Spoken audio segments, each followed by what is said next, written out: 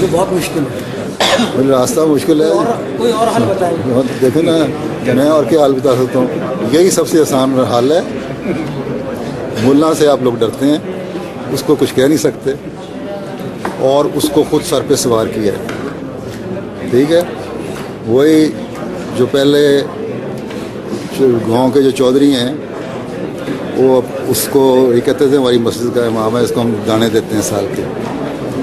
अब वो चौधरी को दाने देता है। चौधरी की तो होल्डिंग थोड़ी रह गई है ना। मुल्ला पुजारों में या उससे भी ज़्यादा शायद रेंज रोवर्स में फिरते हैं। अब चौधरी के पास टोयोटा करोला होती है, वो भी सेकेंड हैंड। तो ये तो खुद सवार कर लिया है। और ये जो पीरे तस्मा पा वाली बात है ना, वो ऐसी अब उसने खड़ीकी डाली है आपकी गर्दन में कि सिवाय अब उसकी टांगें काटने की उससे जान नहीं छुटती आपकी। और वो काटने की किसी में हिम्मत नहीं है। तो बस फिर देखें क्या होता है नतीजा।